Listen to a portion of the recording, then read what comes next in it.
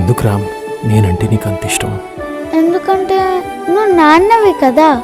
Watch our film Anaganaga, streaming now only on ETV Win.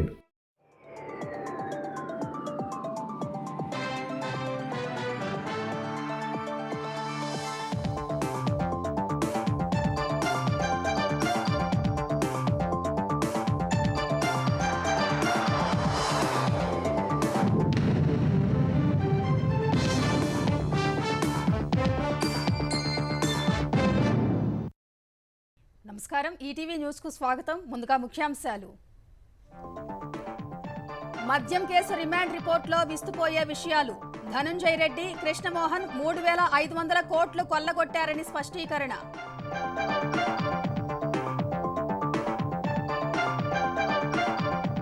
Jagan అవినీతికి బలైన మరో అధికారి. సెకీ సీఎండీ పదవి కోల్పోయిన రామేశ్వర గుప్తా వైసీపీ అధినేతకు లబ్ధి చేకూర్చారనే ఆరోపణలతో చర్యలు. నీటిపారుదల శాఖ అంశాలపై రేవంత్ ఉత్తమ్ సుదీర్ఘ సమావేశం. ప్రాజెక్టులు, బిల్లుల చెల్లింపులు, ఎన్డీఎస్ఏ నివేదికపై ఇరువురు నేతల చర్చలు.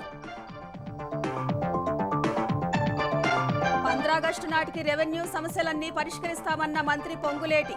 ప్రజాభీష్టం మేరకు భూభారతిలో సవరణలు చేస్తున్నట్లు వెల్లడి. బంగ్లాదేశ్ దిగుమతులపై కేంద్రం ఆంక్షలు. రెడీమేడ్ దుస్తులు సహా ఇతర వస్తువులపై విధిస్తూ ఆదేశాలు.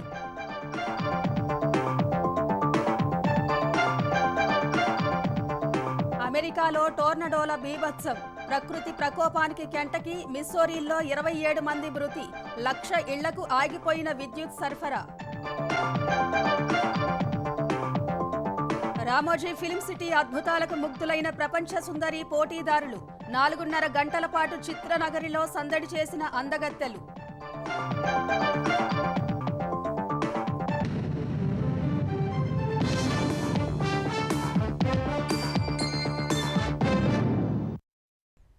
వైసీపీ హయాంలోని మద్యం కుంభకోణం కేసులో అరెస్టైన ధనుంజయ రెడ్డి, కృష్ణమోహన్ రెడ్డి రిమాండ్ రిపోర్టులో సిట్టు విస్తుపోయే విషయాలు వెల్లడించింది. మద్యం సరఫరా కంపెనీలు, డిస్టిలరీల నుంచి రాజ్ కేశిరెడ్డి, ఆయన బృందం వసూలు చేసిన ముడుపుల సొత్తును ధనుంజయ రెడ్డి, కృష్ణమోహన్ రెడ్డి ఎప్పటికప్పుడు తీసుకువెళ్లేవారని రిమాండ్ రిపోర్టులో వెల్లడించింది. దీనికోసం వీరిద్దరూ హైదరాబాద్లోని రాజ్ కేశిరెడ్డి కార్యాలయానికి తరచూ వెళుతూ అక్కడ అతనితో సమావేశమయ్యేవారని తెలిపింది. తిరిగి వెళ్లిపోయేటప్పుడు ముడుపుల సొత్తును వారి వాహనాల్లోనే పట్టుకెళ్లేవారని దర్యాప్తులో తేలిందని రిమాండ్ రిపోర్టులో సిట్ అధికారులు పేర్కొన్నారు. ఏపీలో నమోదైన మద్యం కేసులో అరెస్టైన ధనుంజయ రెడ్డి, కృష్ణమోహన్ రెడ్డిని విజయవాడ ఏసీబీ ప్రత్యేక కోర్టులో హాజరుపరిచిన సిట్ అధికారులు వీరి పాత్ర, దర్యాప్తులో వెలుగు చూసిన అంశాలను వెల్లడిస్తూ రిమాండ్ రిపోర్టు సమర్పించారు. మద్యం కుంభకోణంలో వేల కోట్ల రూపాయలు దారి మళ్లించడంలో ధనుంజయ రెడ్డి, కృష్ణమోహన్ రెడ్డి కీలక పాత్ర పోషించారని రిపోర్టులో సిట్ అధికారులు తెలిపారు. డిస్టిలరీల నుంచి ముడుపులు వసూలు చేశారని తేల్చారు. ఈ సొత్తు చేరాల్సిన వ్యక్తులకే చేరుతోందా లేదా అనేది వీరిద్దరే పర్యవేక్షించేవారని పేర్కొన్నారు. మద్యం కుంభకోణానికి పాల్పడ్డ ముఠా తరపున సొమ్ము తీసుకోవడంలో ధనుంజయ రెడ్డి, కృష్ణమోహన్ రెడ్డిది ప్రధాన పాత్రని స్పష్టం చేశారు. నాటి సీఎం జగన్ కుటుంబంతోనూ, అప్పట్లో అధికారంలో ఉన్న అత్యున్నత స్థాయి రాజకీయ నాయకుడితోనూ ఉన్న సంబంధాలను అడ్డం పెట్టుకుని వీరు ఈ కుంభకోణంలో కీలకంగా వ్యవహరించారని, ఈ ముఠాకు అనుచిత లబ్ధి కలిగించారని రిపోర్టులో వివరించారు. ఈ క్రమంలో వీరిద్దరూ 100 కోట్ల మేర లబ్ధి పొందారని, వీరి ప్రమేయానికి పూర్తి ప్రాథమిక ఆధారాలు ఉన్నందునే అరెస్టు చేసినట్లు వెల్లడించారు. ముడుపుల సొమ్ముతో ధనుంజయ రెడ్డి, కృష్ణమోహన్ రెడ్డి భారీగా ఆస్తులు, ఖరీదైన వాహనాలు కొన్నారని తెలిపారు. ముడుపుల సొమ్మును ఏం చేశారు, ఎక్కడికి మళ్లించారు, మనీ ట్రయల్ ఎలా జరిగింది అనే అంశాలన్నీ వారిద్దరికీ తెలుసునన్నారు. కుట్రమూలాలు వెలికి తీయాలంటే వీరిద్దరినీ విచారించాల్సిన అవసరముందని కోర్టుకు వివరించారు. కుట్రలోని ప్రతి దశలోనూ వీళ్ళిద్దరూ భాగస్వాములయ్యారని, మద్యం వ్యాపారంలో జోక్యం చేసుకునేందుకు అధికారం లేకపోయినా చొరబడ్డారని వాదించారు. వీరు ఎవరి తరపున వసూలు చేశారనేది వెలికి తీయాలని పేర్కొన్నారు. ముడుపులిచ్చిన కంపెనీలకే ఆర్డర్లు దక్కేలా ధనుంజయ రెడ్డి, కృష్ణమోహన్ రెడ్డి, అప్పటి ఏపీఎస్బీసీఎల్ ఎండీ వాసుదేవరెడ్డి, ప్రత్యేక అధికారి సత్యప్రసాద్, విజయసాయిరెడ్డి, మిథున్ రెడ్డి, రాజు కెసిరెడ్డి, ఎస్పీవై ఆగ్రో ఇండస్ట్రీస్ అప్పటి డైరెక్టర్ సజ్జల శ్రీధర్ రెడ్డి తరచూ సమావేశమయ్యేవారని, వారి భేటీలోని నిర్ణయాలకు అనుగుణంగా రాజు కెసిరెడ్డి బృందం ఎప్పటికప్పుడు ముడుపులు వసూలు చేసేదని సిట్ తెలిపింది. ప్రాచుర్యం పొందిన బ్రాండ్లను అనగదొక్కేయటం, ముడుపులిచ్చిన కంపెనీలకు మాత్రమే చట్టవిరుద్ధంగా ఆర్డర్లు ఇవ్వటంలో వీరిది ప్రధాన పాత్రని, తద్వారా వందల కోట్ల రూపాయల మేర అనుచిత లబ్ధి పొందారని సిట్ వెల్లడించింది. ఈ కుంభకోణంలో ధనుంజయ రెడ్డి, కృష్ణమోహన్ రెడ్డిలు అక్రమాలకు పాల్పడ్డారంటూ ఏపీఎస్బీసీఎల్ నాటి ప్రత్యేక అధికారి సత్యప్రసాద్ వాంగ్మూలం ఇచ్చారని సిట్ వివరించింది. ముడుపుల వసూళ్ల వ్యవస్థ రూపకల్పనలో ధనుంజయ రెడ్డి, కృష్ణమోహన్ రెడ్డి కీలక పాత్ర పోషించారని పలువురు డిస్టిలరీల యజమానులు వాంగ్మూలం ఇచ్చారని రిమాండ్ రిపోర్టులో తెలిపింది. 2019-2024 మధ్య విక్రయాల డేటా, పలువురు సాక్షులిచ్చిన వాంగ్మూలాల్ని విశ్లేషించగా ఈ ముఠా 5 ఏళ్ల వ్యవధిలో 3,500 కోట్లు కొల్లగొట్టిందని సిట్ తేల్చింది. ఈ కుంభకోణానికి సంబంధించిన కుట్ర అమలులో ధనుంజయ రెడ్డి, కృష్ణమోహన్ రెడ్డికి ప్రతి అంశమూ తెలుసని, అందుకే వారిని కస్టోడియల్ విచారణ చెయ్యాలని, వారు బయట ఉంటే దర్యాప్తునకు ఆటంకం కలిగించే అవకాశముందని రిమాండ్ రిపోర్టులో స్పష్టం చేసింది. మద్యం కుంభకోణంలో అరెస్టైన ఎస్పీవై ఆగ్రో మాజీ ఎండీ సజ్జల శ్రీధర్ రెడ్డి 3 రోజుల కస్టడీ ముగిసింది. చివరి రోజు దాదాపు 6 గంటల పాటు సుదీర్ఘంగా ప్రశ్నించారు. దాదాపు 100కు పైగా ప్రశ్నలు అడిగారు.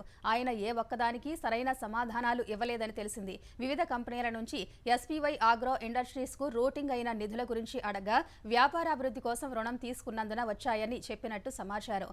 మద్యం సరఫరా కంపెనీలు, డిస్టిలరీల నుంచి బేసిక్ ప్రైస్ పై 20% మేర ముడుపులు వసూలు చేయాలని ఎవరు నిర్ణయించారు, దీని వెనుక ఉన్న సూత్రధారులెవరు అనే అంశాలపై సజ్జల శ్రీధర్ రెడ్డిని ప్రశ్నించారు.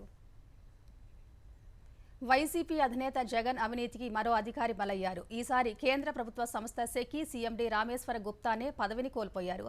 ఆయన సీఎండీగా ఉండగానే సెకీతో ప్రభుత్వం అనుబంధ ఒప్పందాలు చేసుకుంది. ఈ క్రమంలోనే అదానీ నుంచి జగన్కు ముడుపు అందాయనే ఆరోపణలు ఉన్నాయి. అందుకే కేంద్రం గుప్తాని పదవి నుంచి తొలగించినట్టు తెలుస్తోంది. జగన్ సర్కారు 7,000 మెగావాట్ల విద్యుత్ కొనుగోలుకు సెకీతో ఒప్పందం చేసుకుందని చెబుతూ వచ్చిన వైసీపీ నేతలు అదే సెకీతో కుదుర్చుకున్న అనుబంధ ఒప్పందాలపై మాత్రం పెదవి విప్పడం లేదు.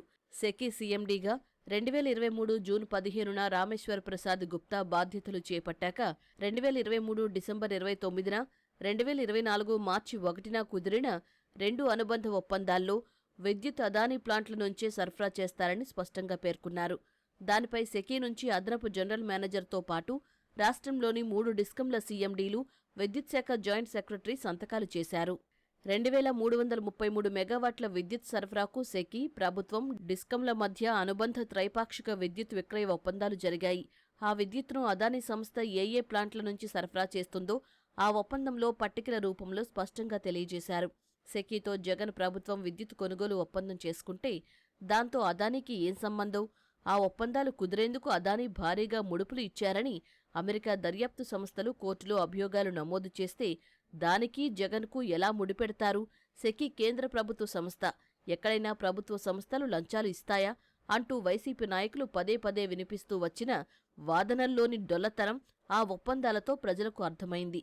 ఇప్పుడు ఆర్పీ గుప్తాను సెకీ సీఎండీ పదవి నుంచి కేంద్రం హఠాత్తుగా తొలగించడంతో జగన్ ఖాతాలో మరో అధికారి బలయ్యారన్న చర్చ జోరుగా సాగుతోంది. 7,000 మెగావాట్ల విద్యుత్ విక్రయానికి ప్రభుత్వంతో సెకీ 2021లో కుదుర్చుకున్న ఒప్పందంలో ఆ విద్యుత్ను సెకీ ఎవరి నుంచి కొంటుందన్న విషయాన్ని అధికారికంగా ప్రస్తావించలేదు. ఆ 7,000 మెగావాట్లలో అదానీ 4,667 మెగావాట్లు, అజూర్ 2,333 మెగావాట్లు సరఫరా చెయ్యాలన్నది సెకీతో కుదుర్చుకున్న ఒప్పందం. 2,333 మెగావాట్ల విద్యుత్ సరఫరా ఒప్పందం నుంచి తాము వైదొలుగుతున్నట్టు 2023 జూలై 6న central transmission utility of India నిర్వహించిన సమావేశంలో అజూర్ స్పష్టం చేసింది. సెకీతో తాము కుదుర్చుకున్న ఒప్పందాన్ని రద్దు చేసుకునేందుకు అనుమతివ్వాలని కోరుతూ హైకోర్టులో రిట్ పిటిషన్ దాఖలు చేసింది. అజూర్ సంస్థ వైదొలిగితే పీఎస్ఏ ప్రకారం తమకు 2,333 మెగావాట్ల విద్యుత్తును ఎక్కడి నుంచి సరఫరా చేస్తారో చెప్పాలంటూ ప్రభుత్వం తరపున ఏపీ పవర్ కోఆర్డినేషన్ కమిటీ సెకీకి 2023 ఆగస్టు 30న లేఖ రాసింది. 2023 సెప్టెంబర్ 21న సెకీ సీఎండీ ఆర్పీ గుప్తా అధ్యక్షతన జరిగిన వీడియో కాన్ఫరెన్స్లో అజూర్కి బదులు అదానీ సంస్థ ఆ విద్యుత్ సరఫరా చేస్తుందని గుప్తానే చెప్పారు. 2,333 మెగావాట్లలో 1,799 మెగావాట్లకు అదానీ సంస్థకు ఎప్పటికే ఎల్ఓఏ ఉందని, మిగతా 534 మెగావాట్లకు సంబంధించి తాజాగా ఎల్ఓఏ జారీ చేస్తామని చెబుతూ 2023 నవంబర్ 21న ఏపీ పీసీసీకి సెకీ లేఖ రాసింది. 2023 నవంబర్ 27న జరిగిన ఏపీ పీసీసీ సమావేశంలో అజూర్కి బదులు అదానీ నుంచి విద్యుత్ కొనేందుకు ఆమోదం తెలిపింది. ఏపీ పీసీసీ నిర్ణయం మేరకు 2023 డిసెంబర్ 29న 1799 మెగావాట్లు, 2024 మార్చి 1న 534 మెగావాట్లకు సంబంధించి సెకీ, ప్రభుత్వం, డిస్కంల మధ్య అనుబంధ ఒప్పందాలు జరిగాయి. అజూర్కి బదులుగా 2333 మెగావాట్ల విద్యుత్తును అదానీ సంస్థ సరఫరా చేస్తుందని, దాని కొనుగోలుకు సెకీతో చేసుకున్న అనుబంధ ఒప్పందాల్ని ఆమోదించాలని 2024 మే 14న ప్రభుత్వానికి ఏపీ పీసీసీ చైర్మన్ లేఖ రాశారు. సెకీ ఒప్పందానికి అప్పటి ప్రభుత్వ పెద్దకు అదానీ సంస్థ భారీగా ముడుపులు ఇచ్చినట్టుగా అమెరికా దర్యాప్తు సంస్థ 2024 నవంబర్లో అభియోగాలు నమోదు చేసింది.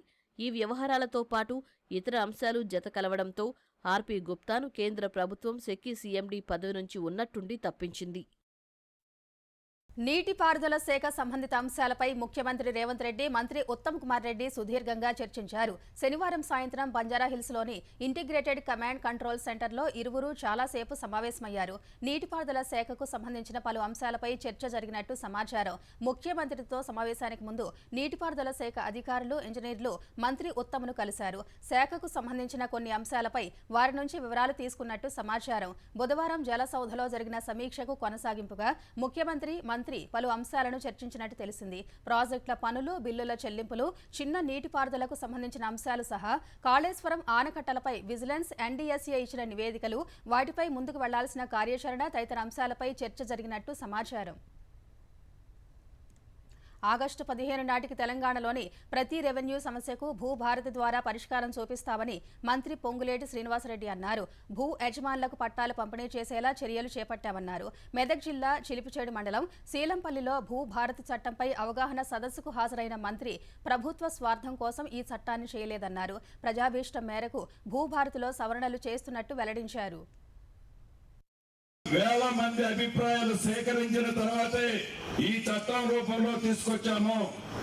దాన్ని కూడా ఒకేసారి ఇంప్లిమెంటేషన్ చేస్తే వచ్చే లాభ నష్టాలు ఏమైనా తేడా ఉంటుందేమని ఆలోచించే పైలట్ మోడల్లో రాష్ట్రంలో 32 మండలాలు చేశాము. వీటిలో వచ్చిన ఫలితాలు ఏవైతే ఉన్నాయో భవిష్యత్తులో మిగిలిన అన్ని గ్రామాలకి జూన్ 2వ తారీఖు నుంచి మొదలెట్టి ఆగస్టు 15వ తారీఖు నాటికి వీలైనన్ని ఎక్కువ సమస్యలని ఈ భూభారతి చట్టం ద్వారా పరిష్కరించాలన్నదే ఈ ప్రభుత్వం యొక్క ముఖ్య ఉద్దేశము. విశ్లేషణాత్మక శక్తితోనే పిల్లలు ఉన్నత శిఖరాలకు ఎదుగుతారని తెలంగాణ మహిళా శిశు సంక్షేమ శాఖ మంత్రి సీతక్క అన్నారు. యూనిఫైడ్ కౌన్సిల్ ఫౌండేషన్ రవీంద్ర భారతిలో నిర్వహించిన వార్షిక అవార్డుల ప్రధానోత్సవానికి సీతక్క ముఖ్య అతిథిగా హాజరయ్యారు. జాతీయ, అంతర్జాతీయ స్థాయిలో జరిగిన వివిధ ఒలింపియాడ్, టాలెంట్ సెర్చ్ పరీక్షల్లో ప్రతిభ కనపరిచిన 250 మంది విద్యార్థులకు మంత్రి అవార్డులను అందజేశారు. పిల్లల్లో విశ్లేషణాత్మక, సృజనాత్మక ఆలోచనల్ని పెంచేలా యూనిఫైడ్ కౌన్సిల్ నిర్వహిస్తున్న ఒలింపియాడ్స్ పరీక్షలు వారి భవిష్యత్తుకు బలమైన పునాదులు అవుతాయన్నారు. ప్రతి ఒక్కరూ నిత్య విద్యార్థిగా ఉండాలని మంత్రి సీతక్క కోరారు. But still now I am a student. Recently I completed my PhD and again I attended my another PhD entrance. I attended double PhD. So I am trying to improve my level myself. నేర్చుకోవాలి, నేర్చుకున్నది కొన్ని తరాలకు ఉపయోగపడే విధంగా share చేయాలి, teach చేయాలి, పంచాలి. So అది ఎప్పుడు కూడా అవసరం. అందుకనే నేను ఎప్పుడు కూడా నిత్య విద్యార్థిలాగా ఉండాలని నా కోరిక, నా డ్రీమ్ అది. ఎట్టి పరిస్థితుల్లో రాజా ఈ 60 మందిలో ఒకరిని పెండ్లి చేసుకోవాలా? Our film Akkadamai Ikkadabai is streaming now on ETV Win app. Download and subscribe to ETV Win app. ప్రపంచ ప్రఖ్యాత రామోజీ ఫిల్మ్ సిటీలో మిస్ వరల్డ్ పోటీదారులు సందడి చేశారు. ప్రత్యేక బస్సుల్లో చేరుకున్న విదేశీ సుందరీమణులకు పర్యాటక నగరి ప్రతినిధులు, అధికారులు సంప్రదాయ పద్ధతిలో స్వాగతం పలికారు. ముందుగా సైనేజ్ వద్ద గ్రూప్ ఫోటోకు ఫోజులిచ్చిన సుందరీమణులు భూతల స్వర్గం రామోజీ ఫిల్మ్ సిటీలో పర్యటించి మంత్రముగ్ధులయ్యారు. మిరిమిట్లు గొలిపే విద్యుత్ దీపపు వెలుగుల్లో అక్కడి అందాలను చూసి ఫిదా అయ్యారు. రామోజీ ఫిల్మ్ సిటీ అద్భుతమంటూ ప్రశంసించారు. కనువిందు చేసే కమనీయ కట్టడాలు, ఆకర్షించే ఆకృతులు, ప్రకృతి రమణీయతకు నెలవైన రామోజీ ఫిల్మ్ సిటీలో అందాల భామలు సందడి చేశారు. ఫిల్మ్ సిటీకి చేరుకున్న 108 మంది దేశ విదేశాలకు చెందిన మిస్ వరల్డ్ పోటీదారులకు అధికారులు, రామోజీ ఫిల్మ్ సిటీ ప్రతినిధులు ఎర్రతివాచిపై స్వాగతం పలికారు. తెలుగువారి సంప్రదాయ పద్ధతిలో గంధం పూసి, పన్నీరు చల్లి చిత్రపురిలోకి సాదరంగా ఆహ్వానించారు. Ibrahimpatnam MLA Malreddy Rangareddy, Rachakonda police commissioner Sudheer Babu, Ramoji group సంస్థల CMD Kiran, Ramoji film city MD Vijayeshwari, ETV CEO Bapineedu విదేశీ అతిథులకు ఆత్మీయ స్వాగతం పలికారు. అనంతరం రామోజీ ఫిల్మ్ సిటీ సైనేజ్ వద్ద గ్రూప్ ఫోటోషూట్లతో సొందరీమణులు సందడి చేశారు. అనంతరం పర్యాటక నగరిలో ప్రత్యేక బస్సుల్లో బయలుదేరి వెళ్లారు.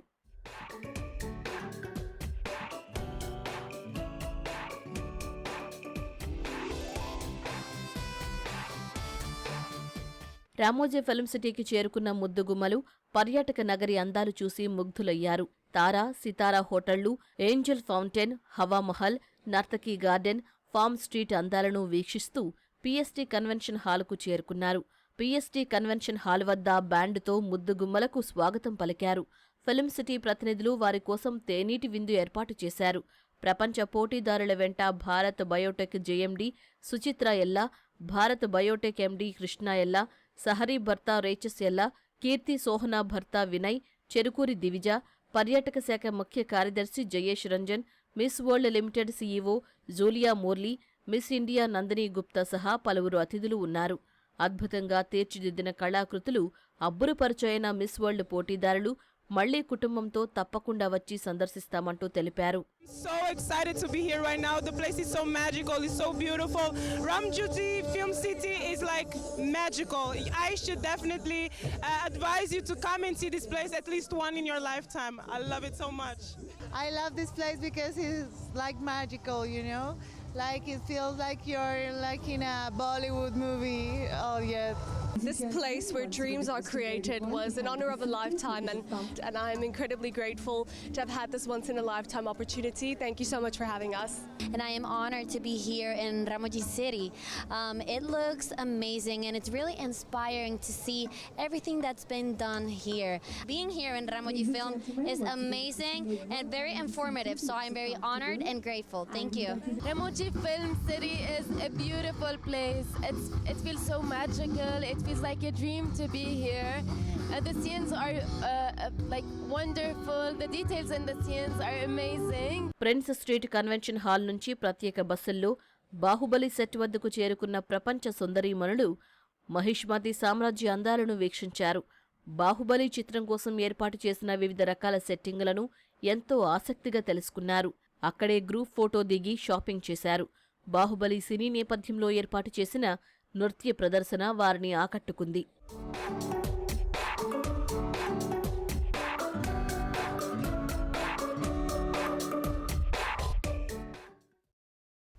రెండు 2024 ఎన్నికలకు ముందు ఏపీ వ్యాప్తంగా 3132 కిలోమీటర్లు సాగిన లోకేష్ పాదయాత్రపై ప్రచురించిన యువగళం కాఫీ టేబుల్ బుక్ను ప్రధాని నరేంద్ర మోదీ ఆవిష్కరించారు. ఒక పుస్తకంపై సంతకం చేసి లోకేష్కు బహూకరించారు. ప్రధానమంత్రి నరేంద్ర మోదీతో లోకేష్ గత రాత్రి ఢిల్లీలో సమావేశమయ్యారు. సతీమణి బ్రాహ్మణి కుమారుడు దేవాంష్తో కలిసి రాత్రి 7:20 ప్రధాని ఇంటికి వెళ్లిన లోకేష్ 9:30 వరకు సుదీర్ఘంగా భేటీ అయ్యారు. కేంద్రం, రాష్ట్రంలో ఎన్డీఏ ప్రభుత్వం అధికారంలోకి వచ్చాక ప్రధాని మోదీ తొలిసారి ఈ ఏడాది జనవరి 8న అనకాపల్లి జిల్లా పూడిమడగలో ఎన్టీపీసీ గ్రీన్ హైడ్రోజన్ ప్రాజెక్టు శంకుస్థాపన కార్యక్రమంలో పాల్గొనడానికి వచ్చారు. ఈ నెల 2న అమరావతి పునర్నిర్మాణ పనుల ప్రారంభోత్సవానికి హాజరయ్యారు. ఈ రెండు సందర్భాల్లోనూ తనకు స్వాగతం పలికిన లోకేష్ ను ఢిల్లీకి వచ్చినప్పుడు తనను ఎందుకు కలవలేదని అడిగారు. ఈసారి వచ్చినప్పుడు కలవాలని ప్రత్యేకంగా చెప్పారు. ఈ క్రమంలో మంత్రి లోకేష్ ప్రధాని అపాయింట్మెంట్ తీసుకుని శనివారం సాయంత్రం కుటుంబ సభ్యులతో కలిసి ప్రత్యేకంగా భేటీ అయ్యారు. ఈ సందర్భంగా మోదీ లోకేష్ ఆయన కుటుంబ సభ్యులతో కలిసి భోజనం చేశారు. ఈ సమావేశం సందర్భంగా బ్రాహ్మణి, దేవాంశులను ప్రధాని ఆశీర్వదించారు. రాష్ట్ర పురోగతికి నిరంతరం చేయూతనందిస్తున్నందుకు మోదీకి లోకేష్ ధన్యవాదాలు తెలిపారు. జాతీయ భద్రత, దేశ పురోగతి కోసం ప్రధాని అందిస్తున్న బలమైన, నిర్ణయాత్మక నాయకత్వానికి కృతజ్ఞతలు తెలిపారు. వికసిత్ భారత్ 2047 లక్ష్యానికి ఆంధ్రప్రదేశ్ తన వంతు చేయూతనందించడానికి అవసరమైన మార్గదర్శనం చేయాలని ప్రధానిని కోరారు. గడువులోగా గృహ నిర్మాణాలను పూర్తి చేయాలని ఆంధ్రప్రదేశ్ గృహ నిర్మాణ శాఖ మంత్రి కొలుసు పార్థసారథి ఆదేశాలు జారీ చేశారు. గృహ నిర్మాణాల పనితీరుపై మంత్రి సమీక్ష నిర్వహించారు. కూటమి ప్రభుత్వం నిర్దేశించిన 3 లక్షల గృహ నిర్మాణాలను వెంటనే పూర్తి చేయాలని మంత్రి అధికారులను ఆదేశించారు. ఒకేసారి 3 లక్షల మందికి గృహ నిర్మాణాలు పూర్తి చేసి లబ్ధిదారులకు ఇంటి తాళాలు అందించాలని అన్నారు. జిల్లా అధికారులు అందరూ నిత్యం లేఅవుట్లలో ఉండి లబ్ధిదారులతో నిర్మాణాలను పూర్తి చేయడానికి చర్యలు తీసుకోవాలని, నిర్దేశించిన లక్ష్యాలను పూర్తి పూర్తి చేయాలని మంత్రి అధికారులకు సూచించారు. లేఅవుట్లలో రహదారులు, విద్యుత్, మంచినీరు వంటి మౌలిక వసతులు కల్పించాల్సిందిగా సూచించారు. తెలంగాణలో వరి రైతులను కాంగ్రెస్ ప్రభుత్వం గాలికి వదిలేసిందని మల్కాజ్గిరి ఎంపీ ఈటల రాజేందర్ ఆరోపించారు. పండిన ధాన్యాన్ని కొనుగోలు కేంద్రాల వద్దకు తీసుకొచ్చిన కర్షకుని కష్టాలు సర్కారుకు పట్టడం లేదన్నారు. మల్కాజ్గిరి జిల్లా ఘట్కేసర్ మండలం ఎదిలాబాద్లోని ధాన్యం కొనుగోలు కేంద్రాన్ని సందర్శించిన ఆయన సకాలంలో పంట కొనుగోలు చేయకపోవడం వల్ల వర్షానికి తడిచి వడ్లు మొలకలు వచ్చాయని విమర్శించారు. తడిసిన వడ్లను సైతం ప్రభుత్వం పూర్తి స్థాయిలో కొనుగోలు చేయాలని ఈటల రాజేందర్ డిమాండ్ చేశారు. భారత అంతరిక్ష పరిశోధన సంస్థ ఇస్రో చేపట్టిన PSLV C61 ప్రయోగంలో సాంకేతిక సమస్య తలెత్తింది. ఈ ఉదయం 5:59 నిమిషాలకు శ్రీహరికోటలోని సతీష్ ధవన్ స్పేస్ సెంటర్ నుంచి ప్రయోగించిన PSLV C61 వాహక నౌకలో 3వ దశ తర్వాత సమస్య వచ్చింది. ఈ వాహక నౌక భూ పరిశీలనకు చెందిన EOS-09 ఉపగ్రహాన్ని నింగిలోకి తీసుకెళ్లింది. కాసేపటి తర్వాత PSLV C61 ప్రయోగంలో సాంకేతిక సమస్య ఎదురైంది. ఈ నేపథ్యంలో PSLV C61 ప్రయోగం పూర్తి కాలేదు ఇస్రో చైర్మన్ నారాయణన్ తెలిపారు. 3వ దశ తర్వాత రాకెట్లో సమస్య వచ్చిందని, విశ్లేషణ తర్వాత వివరాలు చెప్తామని ఇస్రో చైర్మన్ వెల్లడించారు. The third stage, we are seeing a observation and the mission could not be accomplished. After analysis, we shall come back.